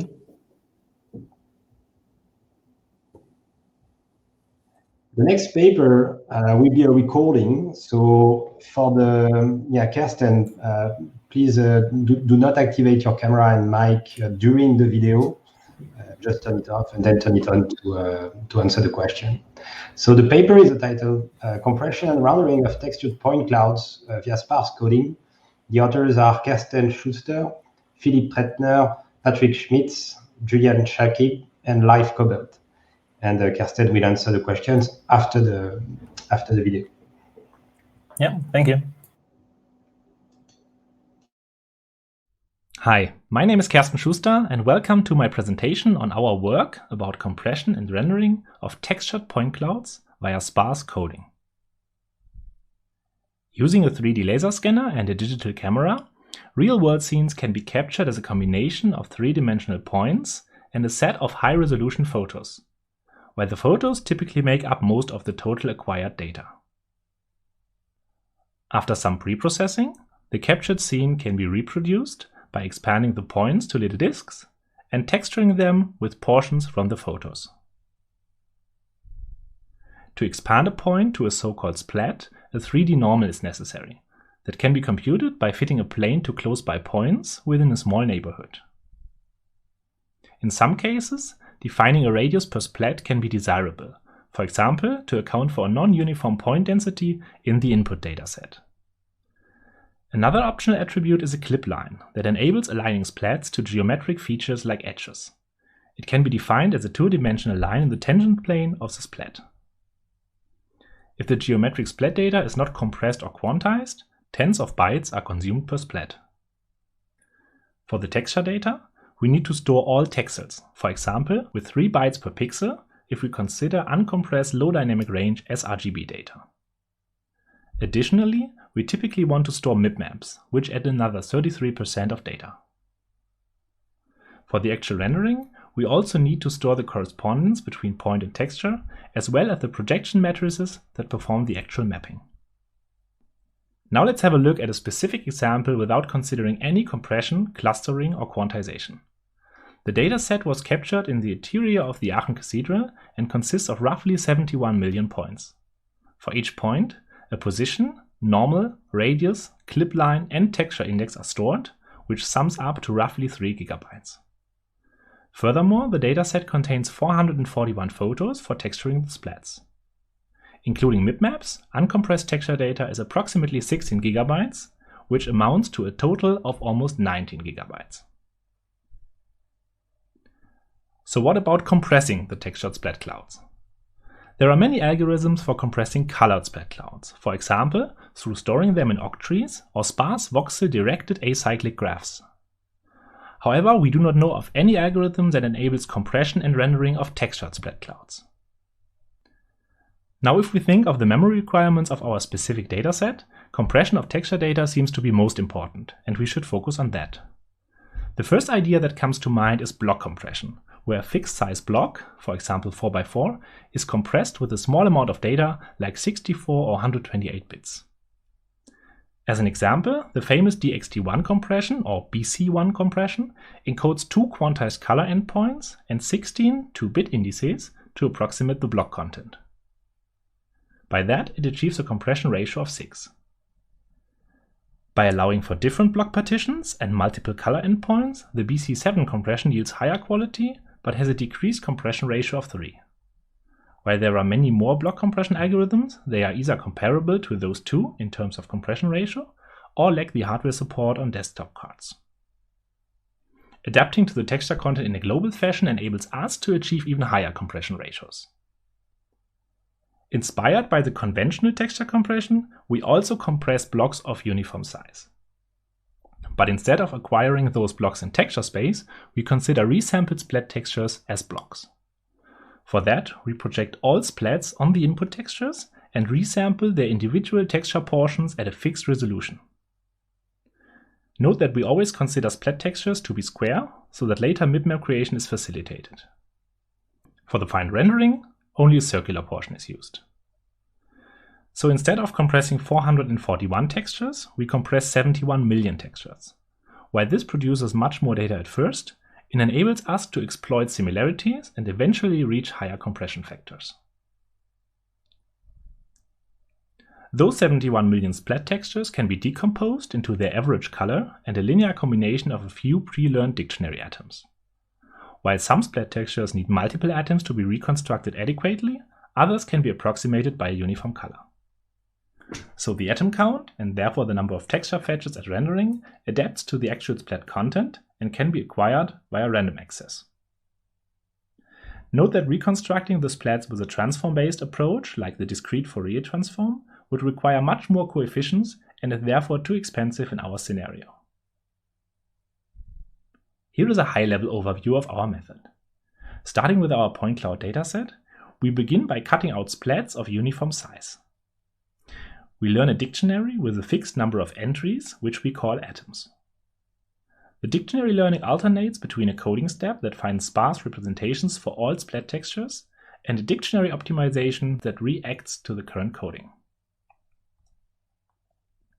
Once finished, for example after a fixed number of iterations, every splat can be reconstructed by a uniform color and a linear combination of a small number of dictionary atoms. The geometric data is clustered and quantized with different strategies, which is mostly independent from the compression of the splat textures. I will now go into detail of the dictionary learning. For that, we subtract the average color from the splat and vectorize the result. So instead of a small 2D RGB texture, we now have a zero mean high dimensional vector. Let us for now assume that we already have a dictionary, for example filled with random but normalized atoms. To reconstruct the splat texture using the given dictionary atoms, we use a greedy matching pursuit. In this example, the magenta colored arrow is our splat texture, and the other arrows are the unit length atoms. The idea is as follows. In every step, we choose the atom that is best aligned with our splat texture by computing the inner product. In this case, that would be the green arrow. Its projected length is the actual contribution of the atom. In the next step, the blue arrow would best match the residual, and then the yellow one. Note that for the last yellow atom, the weight is negative as the vector points in the opposite direction. Of course, all these projections do not take place in 2D, as indicated here, but for example in 3072D. So for every two-dimensional splat texture, we have to determine a few atoms and corresponding atom weights for the decomposition. We allow a maximum number of 8 atoms for every splat, but in most cases much fewer atoms are needed for an acceptable reconstruction. We typically abort early if a certain peak signal-to-noise ratio is reached, for example 40 decibel. In the update step, the dictionary is optimized for the actual coding of all the splat textures using the KSVD algorithm. Every dictionary atom is updated independently, and we collect all splats that use it in their reconstruction. Here is an example for the green atom. To determine the influence of a dictionary atom on a splat that uses it, we subtract all other atom contributions from that splat. We repeat this process for all of the gathered splats so that we receive a variety of residual vectors that should be matched by our new updated atom as well as possible. From those residuals, we assemble an error matrix and compute a rank 1 approximation of that. This can either be done by creating full singular value decomposition or by a few power iterations. Both methods yield our updated atom.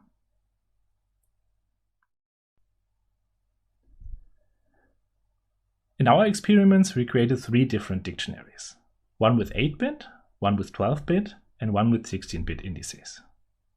The size of the atom indices that we have to store for each splat depends on the size of the dictionary. Here you can see our 8-bit dictionary with 256 entries. Values were rescaled and remapped for visualization purposes. The dictionary learning takes a lot of time for large splats like 32 by 32. These graphs show some dictionary update times and quality for an 8-bit, a 12-bit, and a 16-bit dictionary within approximately 1 day of training. Every dot marks one complete iteration, consisting of a sparse coding step and a KSVD dictionary update. For the smallest dictionary, D8, the KSVD step was particularly expensive and took up to 5 hours because the number of input residuals per splat atom is very high, which in turn resulted in huge error matrices. Here we depict the distribution of the number of atoms that are needed to reach a desired target quality for our 16-bit dictionary. The higher the target quality, the more atoms are needed for a suitable reconstruction. If we considered a quality of 30 decibel to be enough, 75% of all splats could be approximated by a uniform color, and almost no splats would require more than 8 atoms. On the other hand, if a very high quality of 45 decibel was desired, only 1/5 of all points would be uniformly colored, and more than 30% of splats would require even more than 8 atoms. Our texture-related splat data is densely packed, and we create one buffer for every number of atoms from 0 to 8. Here we show the buffer for all splat that are reconstructed with a uniform color and exactly 3 atoms. Using our D12W4 dictionary here, every atom consists of a 12-bit index and a quantized 4-bit weight. We now compare our approach to the conventional texture compression methods BC1 and BC7 applied to the original textures or to versions that have been downsampled once. The x-axis shows the compression factor, while the y-axis indicates the quality as peak signal-to-noise ratio in decibel. Performing no compression at all consumes the most memory but yields perfect quality. Using one of the BC compression methods on the input textures still produces good quality and reduces the amount of data. If better compression ratios are desired, downsampling the input textures before compressing them is an option. However, downsampling often introduces artifacts and the resulting quality decreases a lot. Especially for the smaller dictionaries, our approach reduces the amount of texture-related data even further, while still maintaining acceptable reconstruction quality in most cases. I will now show some qualitative results. Here is a representative mosaic from our scene, where conventional texture compression typically does a good job. However, downsampling of the input textures often produces artifacts, which are much less pronounced using our method. This rendering shows a small part of a stained glass window. It was comparably far away from the camera that captured its corresponding photos, so the texture resolution is low here. Even for the full resolution DXT1 textures, rendering produces visible block artifacts. Further downsampling of textures intensifies the artifacts even further. Here is a detail view of a mosaic where our approach performs poorly, as it cannot reconstruct the fine details. although you can clearly see some artifacts in the version produced by the DXT1 compression on downsampled textures, it is more crisp than our result. Here is an example of a detail with different numbers of atoms used. The leftmost part shows uniformly colored splats, which were blended in the second part. The two parts on the right half of the image show rendering with one single atom and up to 8 atoms. Those are screenshots from one of the scenes presented earlier, but rendered again with the different numbers of atoms, just like on the previous slide. It becomes apparent that rendering with only one atom can capture much of the macroscopic structure in the textures, but for finer details, more atoms are necessary. Now, so far we only reduced texture-related splat data. For compressing the point positions, we construct a KD tree by splitting the dataset in a top-down fashion to acquire chunks that contain a fixed number of points. Therefore, we recursively split the current set of points along the longest axis and make sure that a multiple of the chunk size remains on one side of the splitting plane. This results in roughly cube-shaped chunks. After sorting points accordingly, each chunk can be directly accessed using the splat indices that are contained in it. To reduce per point data, we can now quantize the local position relative to the chunk origin.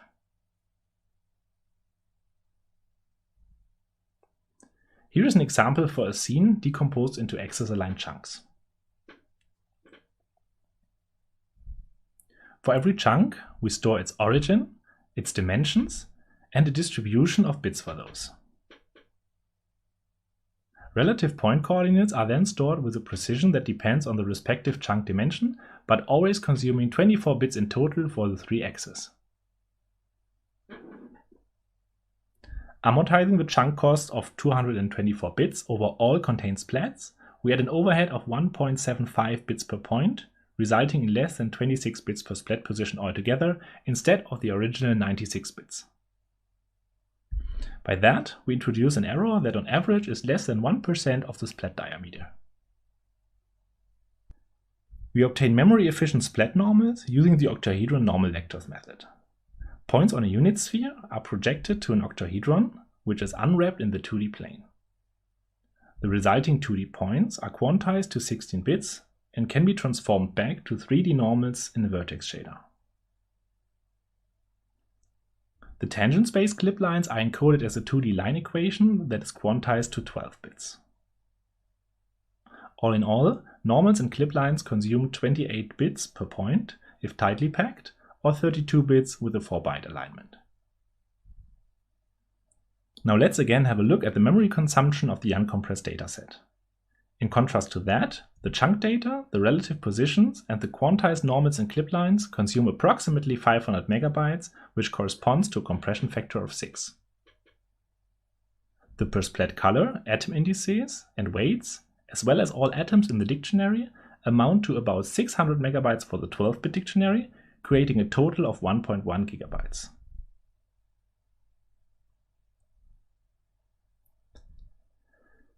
Our rendering pipeline consists of 4 steps. At first, a compute shader creates draw calls for all chunks within the current view raster. Secondly, a visibility pass fills the depth buffer, but slightly pushes splats away from the camera to create a small blend margin. In the next step, the accumulation pass, color values and blending weights are accumulated in a frame buffer. Lastly, accumulated color values are divided by the accumulated weights to perform the final normalization. Note that the last 3 steps are similar to the high-quality surface platting presented by Botch et al. The scenes shown here consist of roughly 4 million splats. The charts on the right show the time in milliseconds for culling, the visibility pass, and the attribute pass. The visibility pass is independent from the actual texturing method. Using conventional texture compression methods on the original size textures and on downsampled ones is shown in the first 2 bars of each chart. The other bars show the render time using our approach. For the second scene, rendering from our dictionaries D8 and D12 was slightly faster. The reason for that could be the combination of reduced bandwidth as the dictionaries are very small and the fact that many splats are reconstructed by only a few atoms.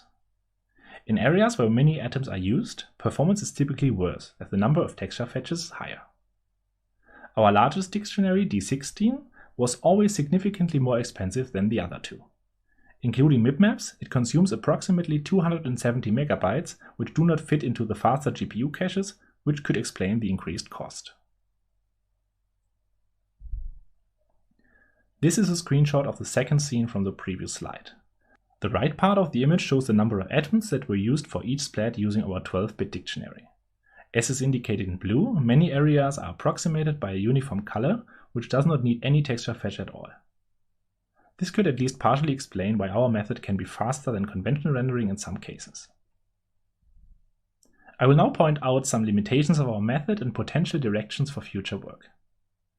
The most obvious one is that fine details from the input textures cannot be captured, which leads to slight smoothing. We believe that our preprocessing can be optimized in several ways. Apart from being rather slow, the memory requirements are high. This is due to the fact that we keep all resampled input splats in main memory, although an out-of-core implementation is certainly possible. Regarding the quality of our learned dictionary, a promising avenue for future work would be to purge and replace dictionary atoms that are rarely used or too similar to other atoms. Also difficult to optimize for, a perception-oriented error metric will most likely improve the perceived reconstruction quality.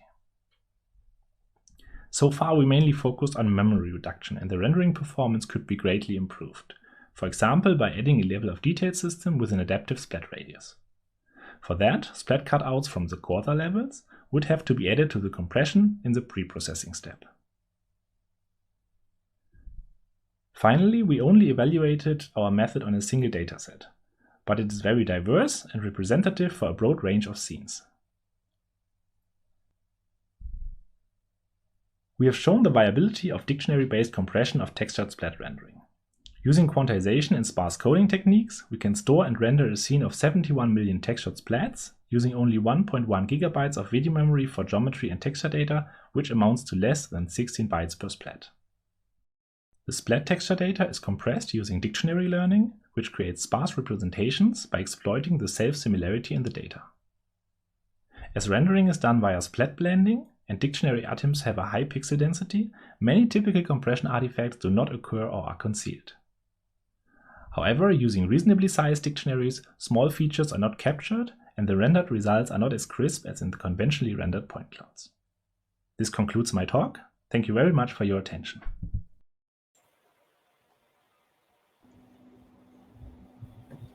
Thanks. Thanks, Kersten.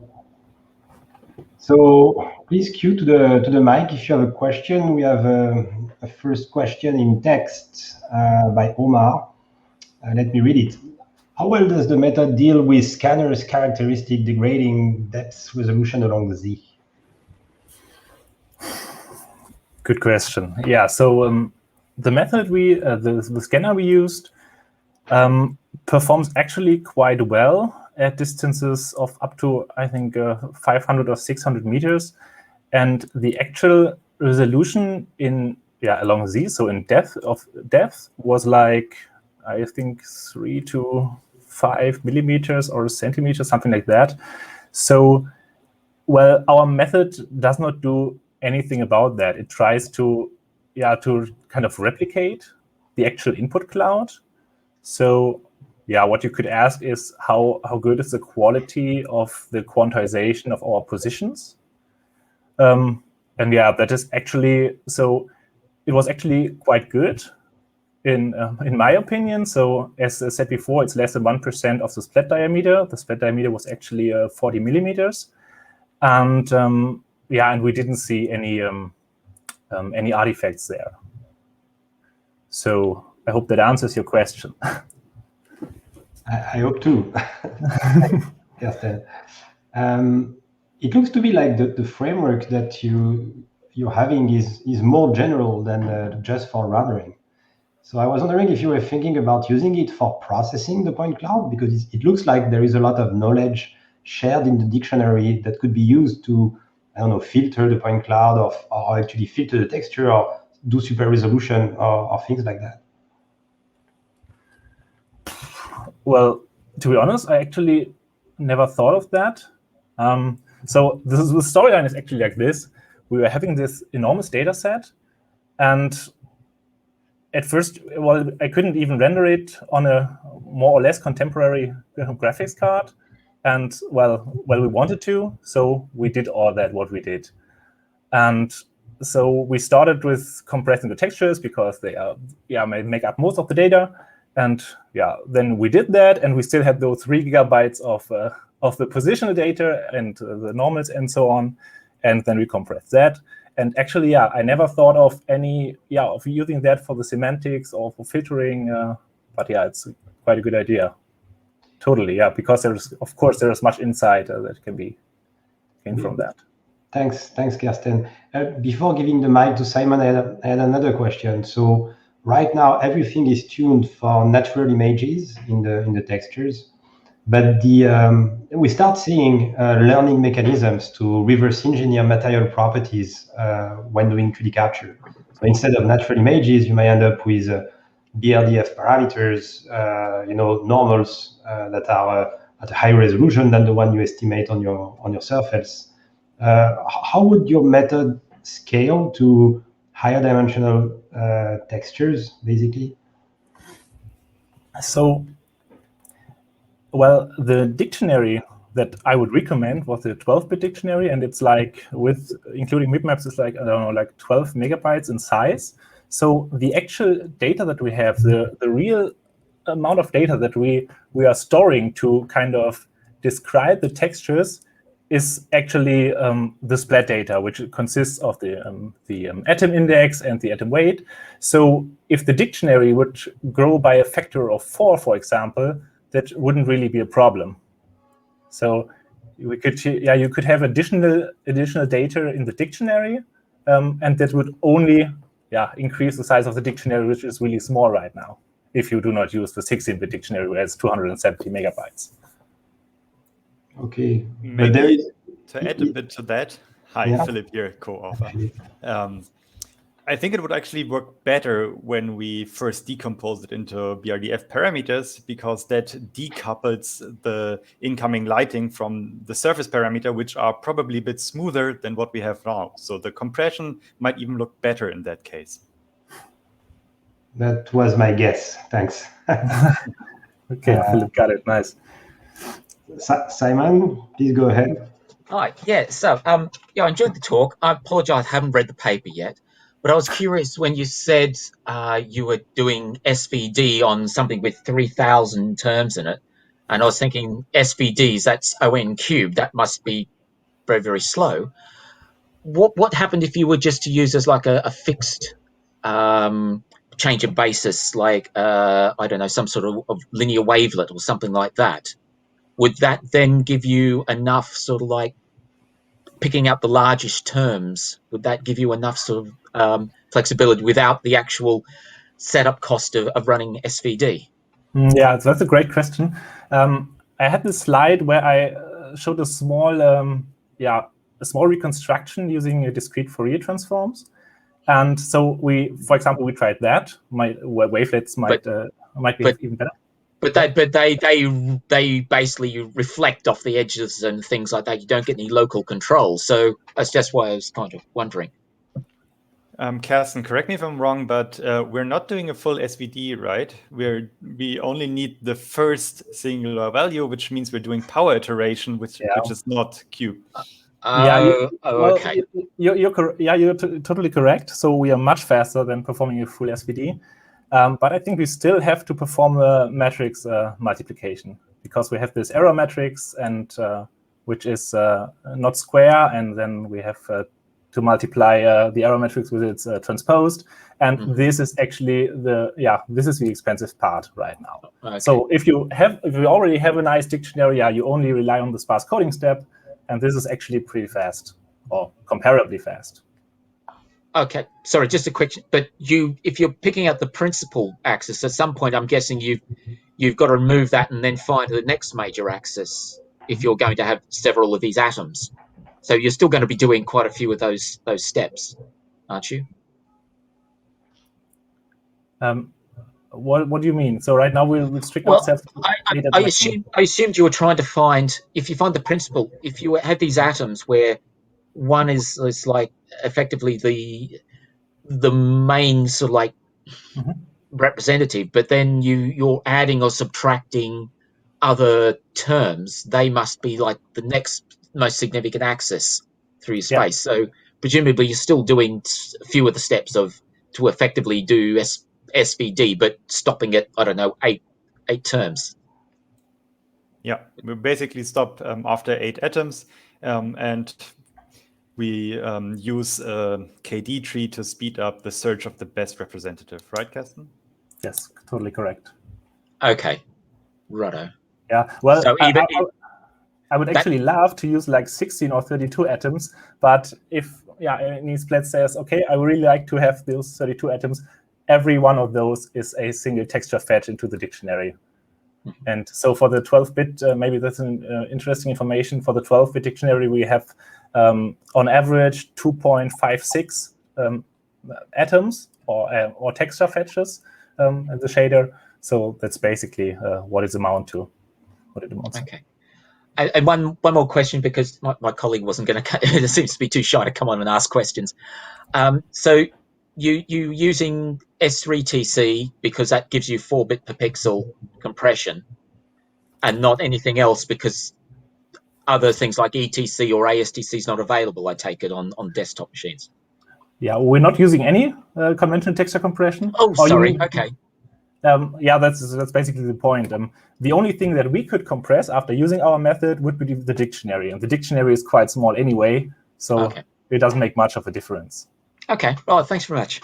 Yeah, you're very welcome. Thanks. Yeah, maybe to add a bit to that, right now our bottleneck is storing the weights and indices per split in the end. So increasing the dictionary has a large cost in space, and the dictionary quality or storing more channels in the dictionary is basically free. Great. Thanks, guys. Do we have other questions? It looks like not. Well, all the authors will be available in a room for discussion after the session. Let's give a round of applause to all of them. It was a great session. Thanks. Yeah, thanks, Jamie. All right, I guess this concludes the session. Bye-bye, everyone.